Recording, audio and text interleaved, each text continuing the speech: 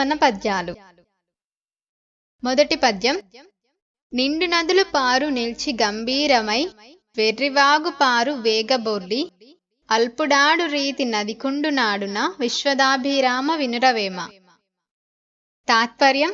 ఓ వేమన, గొప్ప నదులు నిదానంగాను గంభీరంగాను ప్రవహించును, కాని చిన్నవాగు అతి వేగంగా గట్లు దాటి పొర్లి ప్రవహించును. అట్లే యోగ్యుడు నిదానంగా గంభీరంగా మాట్లాడును, నీచుడు బాగుచూ ఉండును. రెండవ పద్యం. విద్యలేని వాడు విద్వాంసు చేరవనుండగానే పండితుడుగాడు కొలని హంసల కదా గుక్కెరలున్నట్లు విశ్వదాభిరామ వినురవేమ. తాత్పర్యం. విద్య లేనివాడు విద్వాంసుల దగ్గర ఉన్నంత మాత్రాన వాడు ఎప్పటికీ విద్వాంసుడు కాలేడు.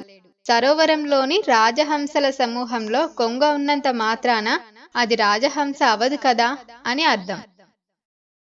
మూడవ పద్యం. మర్మమెరుగలేక మతములు కల్పించి యుర్విజనులు దుఃఖ మొందు చంద్రు గాజుటుంటి కుక్క కలవలపడు రీతి విశ్వదాభిరామ వినురవేమ. తాత్పర్యం.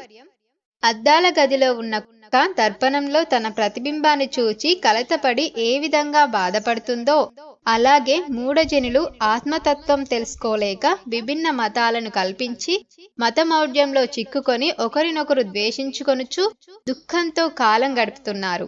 నిజానికి పరబ్రహ్మం ఒక్కటే అని గుర్తించలేని అజ్ఞాన స్థితిలో ఉన్నారు.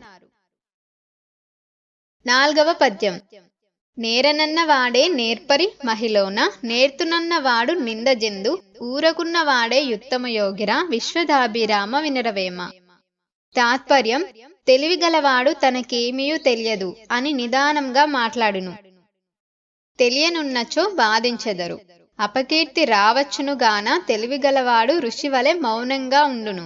తెలివి తక్కువవాడు అన్నీయూ తెలిసినట్లు నటన చేయుచు చివరకు అపనిందను పొందగలడు.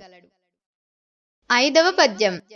పూజ కన్న నెంచ బుద్ధి నిదానంబు మాట కన్న నెంచ మనసు దృఢము కులము కన్న నెంచ గుణపు ప్రధానంబు విశ్వదాభిరామ వినురవేమ.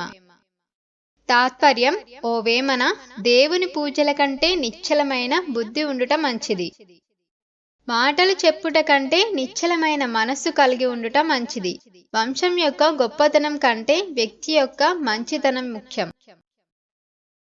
ఇది ఇవాల్టి వేమన పద్యాలు. మీకు నచ్చినాయి అనుకుంటున్నా. నచ్చితే మాత్రం తప్పకుండా వీడియోని లైక్ చేసి షేర్ చేసి కామెంట్ చేయండి. ధన్యవాదాలు.